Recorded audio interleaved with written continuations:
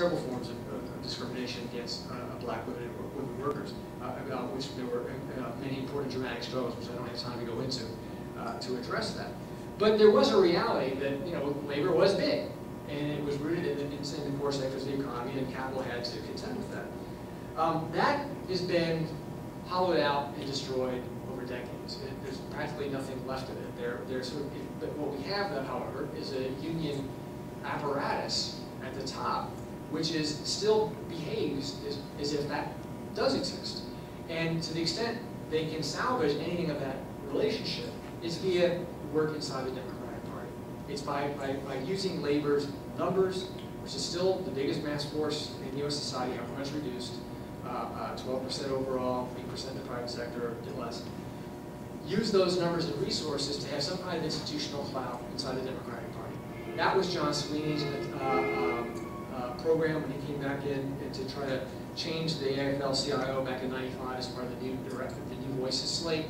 And to some extent it worked in terms of boosting union members in terms of percentage of voters, creating more active get-out-the-vote programs involving rank-and-file union members and so on. The question is, what did labor get out of it? They got NAFTA from Democrat Bill Clinton, that then didn't lift a finger and strike a replacement bill.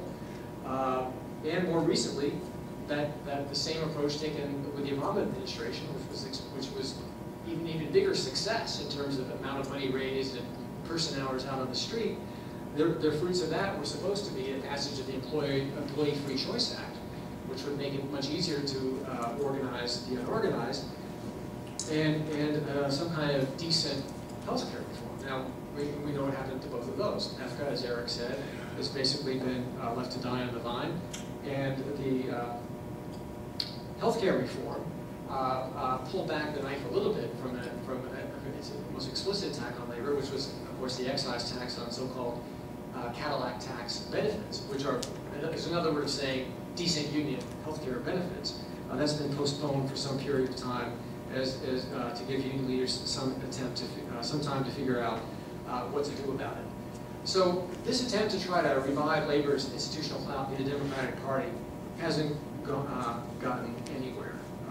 In Illinois, of course, we have the specter of Blagojevich, who was very close to the Service Employees International Union, the SEIU, and SEIU thought it had lots of institutional clout via Blagojevich and so on, didn't manage to get a deal to organize home care workers as a result. But in the end, of course, Blagojevich is discredited around corruption, is about to go on trial, and all that seemed to have been gained by all that is vanished into thin air. So, and that's, the examples of that could be given in many other state and city levels. So that aim, in terms of dealing with the Democrats, hasn't worked. What about efforts to organize and unorganize? And there has been some success.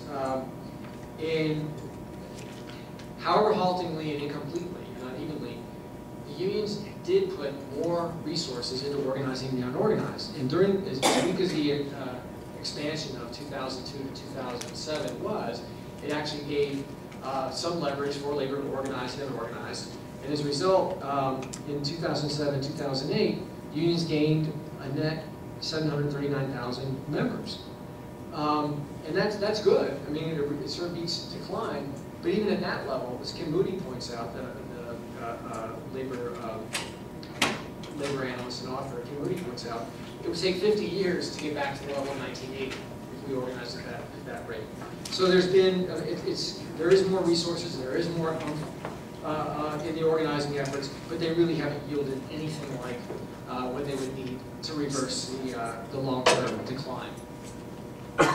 So, and when it comes in terms of the actual dealing with employers, basically the unions have been attempted to grant concessions to employers in order to preserve their institutional relationship. And UAW remains the best example of that, where you had, even before this crisis of the last couple of years, you had a contract that came through that allowed the big three automakers to hire workers who are not on the production line half as much as workers on the production line. So in other words, if you were a core worker, people, if your hands were on the production line, then you could eventually make up to the then figure of $28 an hour. If you weren't on that production line, then you were at $14 an hour. Now that's, for many of the high seniority auto workers, that was a huge threat, because the whole aim, if you've got a lot of seniority in the auto plant, is to get off the punishing pace of that assembly line and get an alternate job in the tool crib or cleaning or something like that, because after 25, 28 years on the job, you can't take that anymore. Of course, now those jobs are going to go to some kid making $14 an hour. You're there. You're much more expensive. You've got a target on your back now. So it's empowered management to force people out. And really, the calculation of the union leadership is this. It's basically, look, if I can take somebody who's making $7 or $8 an hour, and they're still going to come into a job making $14 an hour, and they had no benefits before, now they've got a 401k and an HMO, it's still going to be a life-transforming experience for them, which is true. And therefore, they'll come in, they'll pay dues, they'll be loyal. In other words, the unions concluded that they can no longer defend the so-called American dream jobs, the high-paid jobs in auto and in steel. They're going to allow capital to ratchet that down to something like $14 an hour, while taking the least organized section of the workers, of the working class, and least well-paid, and bump them up. And that's just the same approach that unions have had towards organizing immigrant workers. They recognized that immigrant workers were being active, they organized around immigrant rights, they participated in job actions around the big May Day marches of 2006.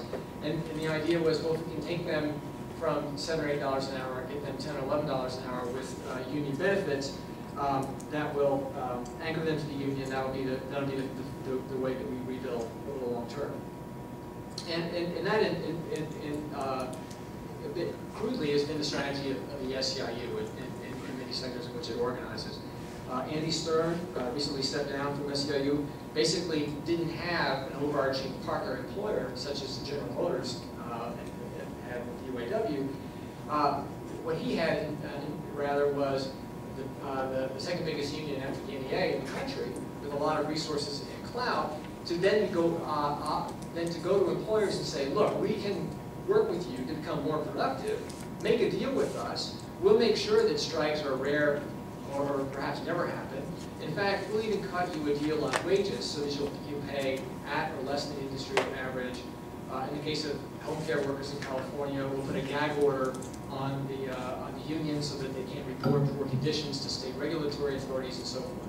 That was the SEIU's approach. And I'm not belittling the SEIU's accomplishments, which are significant in organizing janitors and other low-paid workers. It's been very important, and their willingness to organize immigrant labor in particular.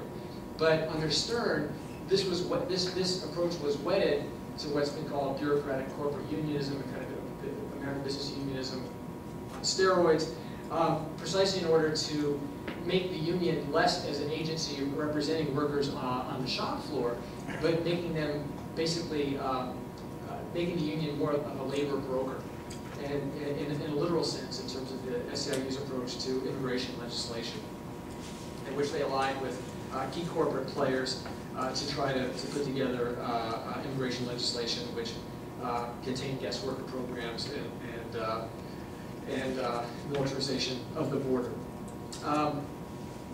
SEIU, in order to get away with this institutionally, carried out a series of restructurings in which smaller locals, which were more accountable to the rank and file, were merged into mega locals. So you have something like I can't call it a union local, but it has 150,000 or 300,000 members. The SEIU, the old SEIU 1199 in New York City, had on its website at one point, I'm not sure if it's still there, a sentence proudly proclaiming itself being the world's biggest union local. So I don't know if the searches from Washington to the Northeast, if you call that a local, I don't know. But that's been the plan. And that's, of course, led to all kinds of crises in the SEIU, all kinds of fights. There was an undemocratic takeover of the big West Coast healthcare local.